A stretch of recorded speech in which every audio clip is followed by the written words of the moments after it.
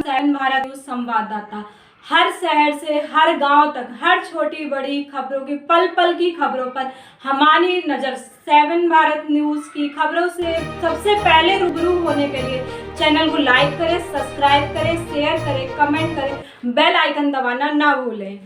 Saif Ali Khan case में होगा बहुत बड़ा खुलासा। सिंघम दया नायक की एंट्री से मच गया हड़कंप। एनकाउंटर स्पेशलिस्ट है नायक, जैसा नाम वैसा ही कारनामा। थर थर कांपते हैं महाराष्ट्र में अपराधी। छोटा राजन का गैंग निपटाया, 86 एनकाउंटर का रिकॉर्ड बनाया। लॉरेंस से भी पूछताछ की तैयारी। साल 2004 का दौर था। उन्हीं दिनों सिनेमा घरों में एक फिल्म आई, नाम था अब तक 56। उस फिल्म की कहानी कुछ ऐसी थी। एक सनकी पुलिस अफसर अपराधियों को निपटाने के लिए कभी होटल में मिलता तो कभी उनका पीछा करता, कभी चुप रहकर गोली से बात करता तो कभी परिवार छोड़कर दाऊद के गैंग को मिटाने निकल जाता। उस फिल्म में हीरो थे नाना पाटेकर, हालांकि असली किरदार था मुंबई पुलिस के सिंघम दया नायक का। कोई नायक कहता तो कोई महानायक। दया नायक के नाम पर ऐसे रिकॉर्ड हैं जो अपराधी एक बार पढ़ लेता तो वो गलती से भी अपराध की दुनिया में कदम नहीं रखता। महाराष्ट्र में उन दिनों कई गैंग एक्टिव थे, लेकिन दाऊद और छोटा राजन गैंग की पकड़ बन चुकी थी। उसे रोकने के लिए मुंबई पुलिस ने कई सिंघम IPS की टीम बनाई, जिसमें एक नाम दया नायक का भी था। महाराष्ट्र में खुलेआम एनकाउंटर शुरू हुए। एनकाउंटर की रफ्तार ऐसी थी कि महीने में कई एनकाउंटर हो जाते।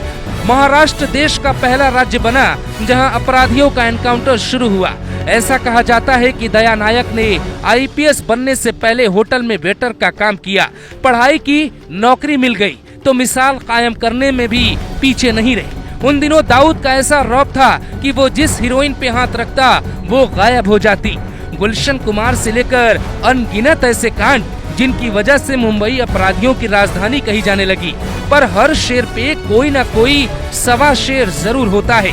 कर्नाटक के रहने वाले दया नायक ही हैं जिन्हें सैफ अली खान केस की जिम्मेदारी दी गई। दया नायक ने अपराधियों को ऐसे निपटाया कि नेताओं ने उन्हें ही फंसा दिया। आय से अधिक संपत्ति की जांच हुई। 6 साल तक नौकरी से सस्पेंड किया गया। कई बार पूछताछ हुई, यहाँ तक कि दया नायक को जेल तक जाना पड़ा। छोटा राजन के कई गुर्गों को निपटाया। कहा जाता है कि एक वेयर हाउस था जहां दया अपराधियों को ठोक देते थे। दया नायक एक इंटरव्यू में खुद कहते हैं, मुझे कोई एनकाउंटर स्पेशलिस्ट कहता है तो मुझे पसंद नहीं आता। 31 दिसंबर साल 1996 में पहला एनकाउंटर किया। उसके बाद गैंग मिटाने वाली स्पेशल टीम में इनका ट्रांसफर कर दिया गया। एक पत्रकार के दावे के बाद सिंघम छवि टूटी। कहा गया कि दाऊद के साथ मिलकर मुंबई में रैकेट चलाते। सच्चाई कभी किसी से दबती नहीं। मकोका कोर्ट ने सिंघम को क्लीन चिट दी और दोबारा नौकरी पे लौट आए। इन्हीं दया नायक को सैफ अली खान केस की कमान सौंपी गई। जैसे ही जिम्मेदारी मिली, जांच शुरू हो गई और पहली तस्वीर मीडिया में आ गई। दया नायक की एंट्री साफ दावा करती है कि सैफ अली खान के साथ कोई बड़ी अनहोनी होने वाली है। दया का अंदाज बताता है कि सैफ अली खान केस में कोई न कोई बड़ा गैंग शामिल हो सकता है। क्या वो लॉरेंस गैंग है या लॉरेंस को बदनाम करने के लिए उसका विरोधी गैंग बमबिहा गैंग है? क्या कहानी है? क्या कोई प्रॉपर्टी की कहानी जुड़ी है या सिर्फ एक चोर चोरी करने आता है, सैफ अली खान को चाकू मारता है और लौट जाता है? फिल्मी कहानी को समझने के लिए दया नायक की एंट्री को समझना भी बेहद जरूरी है। दया नायक का स्टाइल ऐसा है कि जब इनका तबादला नागपुर कर दिया गया तो ये गए ही नहीं। एक बार अपराधी की पहचान कर ली तो वही करते जो मन करता, किसी नेता की नहीं सुनते।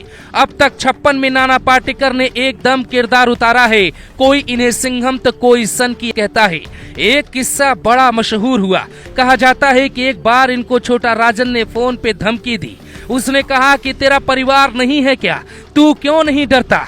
तो दया नायक कहते हैं, मेरे परिवार में 40,000 मुंबई पुलिस के जवान हैं। सैफ अली खान केस में करीना से भी पूछताछ हो सकती है। अब नायक की एंट्री हुई है तो सारे खलनायक बाहर आ जाएंगे।